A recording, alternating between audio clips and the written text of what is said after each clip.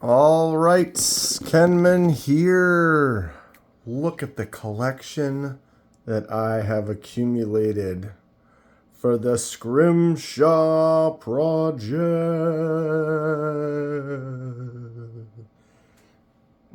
Nothing like the smell of Scrimshaw in the morning, right? Before we start, I'm not sponsored by anyone. I purchase everything at retail price.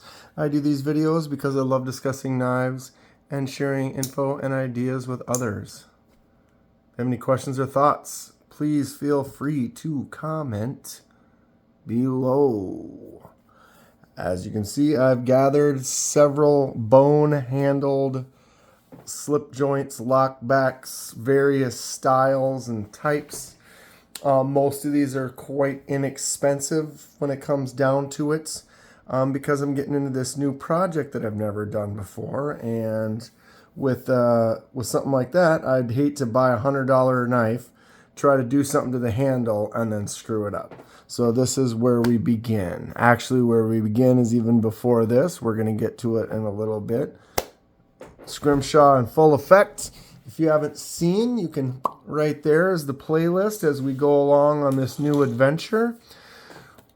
Geez, what is Scrimshaw? I don't even know what he's talking about. Well, glad you asked.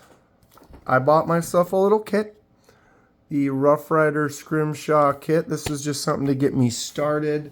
I already have ordered some stuff. We're going to get to that as well. But long story short, here is a photo of some Scrimshaw work. And there's many different materials you can do this on. This is a tooth.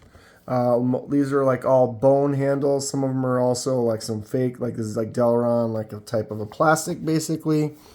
But what you do is you carve into the material, and then those carved scratches you fill in with ink. Cover the whole thing with ink and then wipe it off. And when you wipe it off, the ink stays in the scratches that you've made and create these cool drawings. These old, they were on ships back in the day to pass the time. It kind of became like a kind of a folk art kind of a thing. People would just carve things into their knives, into teeth that they find on whaling expeditions. And we are going to experiment with some Scrimshaw. All right, well, to get started is not where we are right now. We have an unboxing. All right, let me get some of these out of the way. This is an old timer. This is a slip joint, 3 blades, very cool. This is one that is not bone. This is that Delron material. It's kind of a soft plastic to give less or an easier definition. This is basically the same knife in a mini. These won't even focus, it's so small. Tiny little one. Pick that up for fun. I got several of these trappers where they have a spay blade and then a clip joint or clip joint. That's a completely different topic. Yep, got a little red one. This is that same thing with that spay blade and then the clip point blade. These are classic trapper knives. I've got several of those. That's the one that came with the kit, actually. Well, actually, it was a white one, but that same style. I also got several of these lockbacks. These are really what are kind of intriguing me a lot. I am someone who uses knives, and ones that don't lock give me a little bit more of a worry.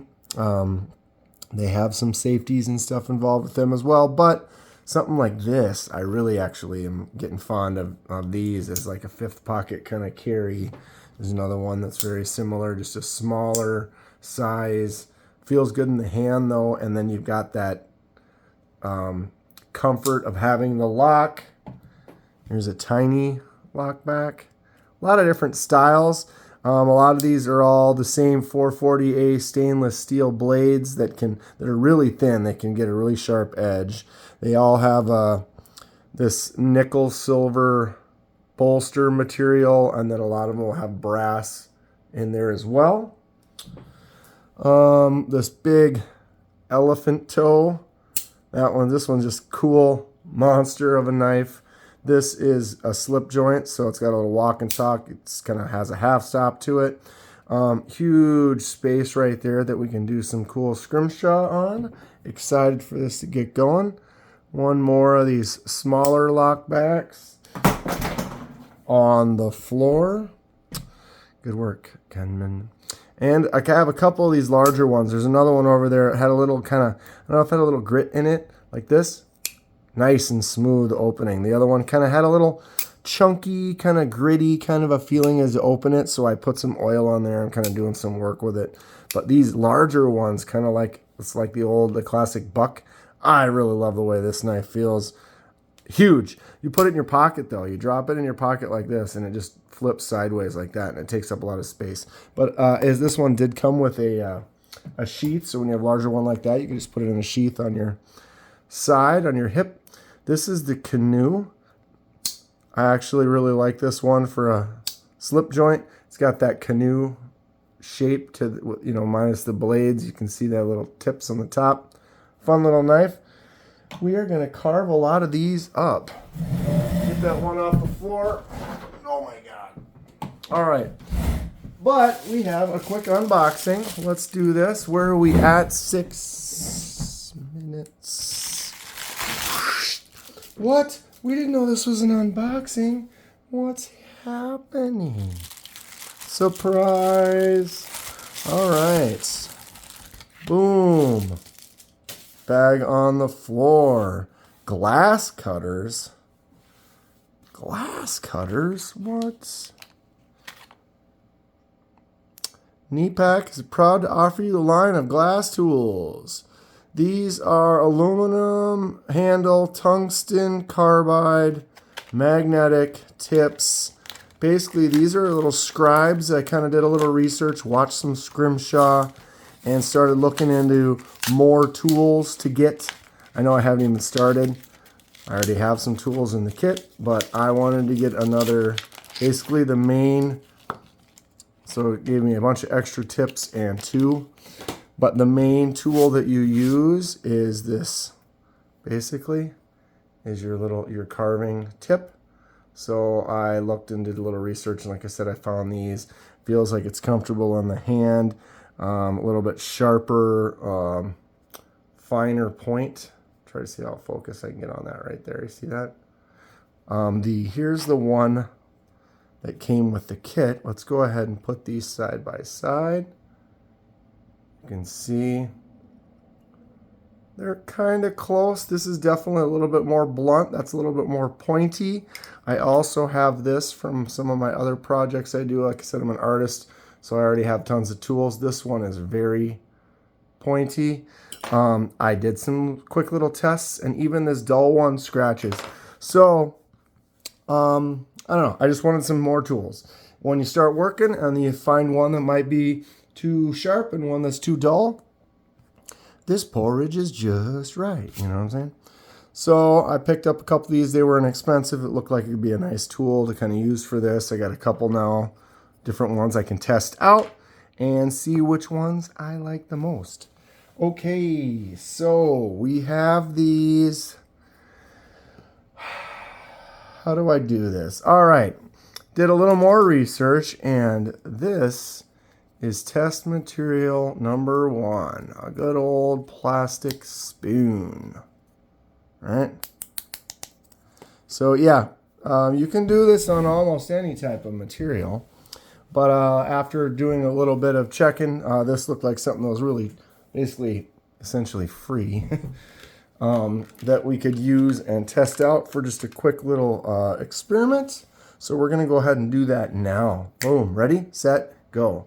Zoom. All right. Let's hope that I can keep on camera, stay in focus. We're going to try a few different things here. So first things first, I'm just going to go ahead and write my name. All right, hopefully I can do this without not being in the way.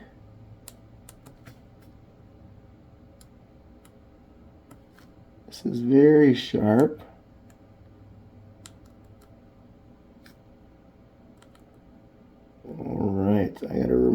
keep talking. Okay, so that first one, and if I twist a little bit, you can see it. Yep, that was with that initial one. Now we'll try one with the one that came with the kit. See how different it feels. Ooh, yeah, that one does not scratch at all, but it does leave a mark. The spoon is really thin and flimsy. All right, I did a second one. See the first one, see the second one. All right, so that's definitely might be better for certain things. When you're doing the Scrimshaw, depending on how detailed you want to get, having a sharper or a duller tool is definitely going to come in handy. I apologize if I'm going off camera here. I'm trying to, this is the first experiment. I'll watch it back and I'll learn from it and try to come up with some better angles. Okay, this is the super sharp one, and I'm definitely noticing it's a little bit harder because it digs quite a bit, but it's also thinner. I could go smaller. I could get more detail. I could just try. We'll go ahead and make a little, see, or a little, how small I can make it. Okay. All right. So test one. Here we go. Let's continue before I even try to do a drawing. All right. We have put my name on there a couple of times. And now I have a little thing of ink. I'm going to zoom out here. I'll go ahead and grab one of these for us to look at. All right, so we did this one, then this one, then this one was the way that we did that. Okay, so this ink is this tiny little vial here. All right, that may be semi-dried out. That was the one thing I noticed on the reviews. I'm getting ink on my thumb. Was people complained that the ink, they didn't have a lot, or the bottle was kind of dried out. And you can see this bottle is kind of half empty, but there is wet ink in there.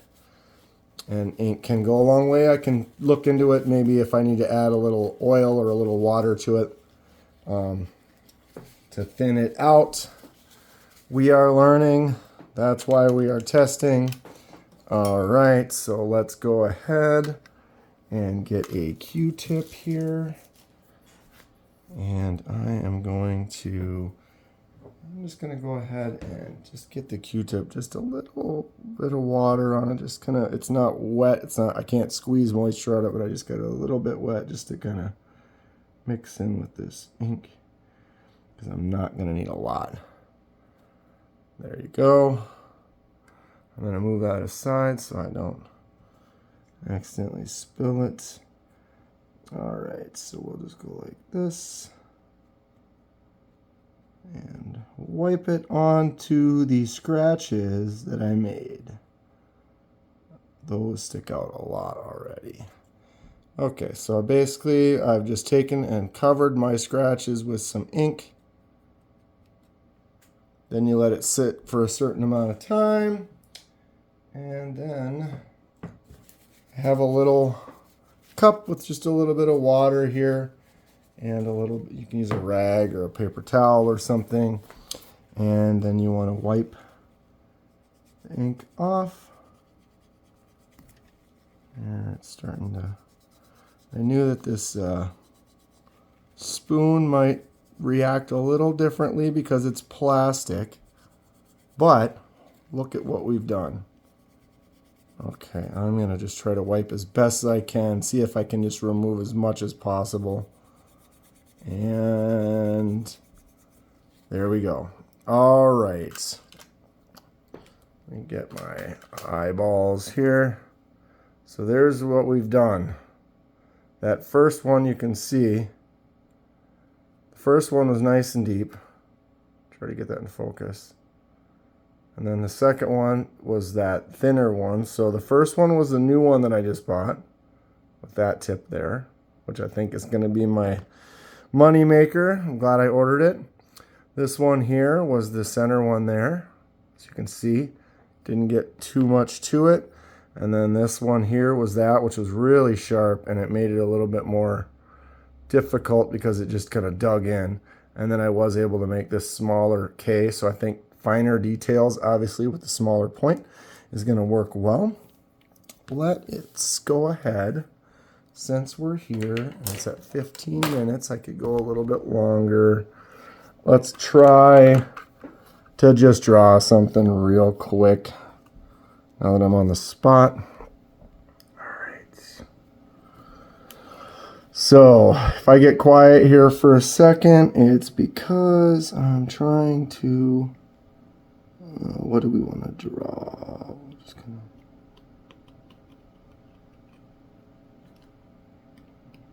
okay, and we're going to come up like this.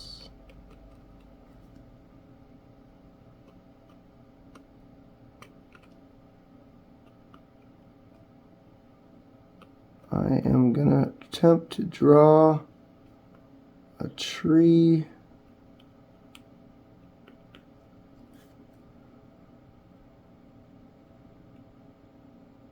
Somewhat of a tree.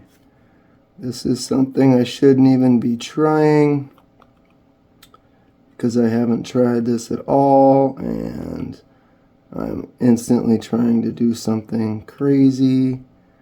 But why not, right? Okay, let's split that into a branch there. So I'm just kind of free drawing some lines. You can kind of see what's happening. I apologize if this isn't ideal. I will get there. But this is just a test to mess around because I love messing around. Let's see if I can get kind of comfortable with this material. And of course, what's going to happen is the spoon is thinner, so it's going to crack and be a little more difficult to control. All right, let's put a little... I wanted to do something where I could do some scratches and some lines, maybe a little hatch work real fast. This is just an experiment. It's not going to be amazing. I would assume I'm just kind of doing some tests just to see, as I said, what some simple work can look like. Because the thing is, you go in, you do this, and then you go back and then you make more details, and that's what really kind of makes things pop. And so you can't always get it in that first try, but what you can do is you can learn, practice, kind of see what does work, allow things to fail. Maybe put a couple tufts of grass in here.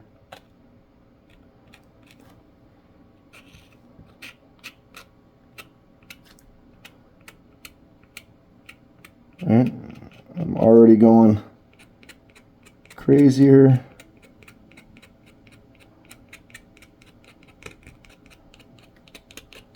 All right, enough. This was all. I just want to do a quick little test here. Something that's a little bit more than just some quick lines. I don't know even how good this is going to look because I can't see very well. But that's what we're doing here. I hope everyone's having fun. If anyone has any suggestions on how I can go about doing the, oh, maybe stay on camera. I'm just trying to get this ink all over it now. But if anyone does have any suggestions on what we can do to kind of improve this, I'm going to be doing a bunch of knives. I'm excited about it. I have done some painting things. I used to teach a painting class, actually. I like doing landscape paintings and stuff, although scratching versus painting is significantly different. But I'm not making excuses. Everyone will see over time. We're going to just have some fun. We'll make something that's cool. We'll make something that looks bad. And maybe a little bit of everything in between. These tests are going to help guide us into a direction of some fun. I've seen some really cool stuff with Scrimshaw, and I'm hoping to even just remotely get close to being able to do a few things similar to like that, but we'll see how much details I can learn and get out of it. It's a new technique. It's going to take some practice. All right, I need a little bit more water here. Kind of learning the material and what it takes. I'm wondering if a rag might do better. And again, I think that the plastic on like a spoon holds this ink heavier in places than it will on the bone. So it takes a little bit more work to kind of get this cleaned up, but it is cleaning up. I'm excited. So I think the best thing to do is, like, you, instead of doing all the details right away, you do the base drawing, fill it in so you can see it, then start adding details, fill it in and wipe it off, fill it in and wipe it off, and you can kind of slowly build up. That's what I think is going to work. All right, so there we are. That was my attempt at a tree. A real quick kind of like hill with some grass and a tree on it. Not a lot of detail, but you can kind of see that even only spending a few seconds, I was able to get in here, kind of mess around, kind of working on some hatching and stuff to get some shadows and stuff. And as I do that, now I can see that it's creating some lines and stuff. And you go back and add more textures and more details, wipe it again, and we can build this up. I'm excited. Test number 1, success. What does everyone think? So we did a couple experiments with my tools, see how sharp they were. Did a quick little drawing, I guess, if you call it that, or just a bunch of lines that don't look like anything, whatever. Comment below what you think. Very exciting, good results. The way I see this is exactly what I was hoping for. Get ready for some actual knife work very soon. What's everyone think? Please give me some feedback. What's everyone have ideas on things that they want me to put on some of these knives? I got a dozen or more, have a few more coming. Excited to do this. And yeah, that's going to be it for today. If you enjoy what you see, please hit that like button and subscribe if you'd like to see more. What do we want to see on this one? Helps me out, and I really appreciate it. Stay sharp. We'll see you soon.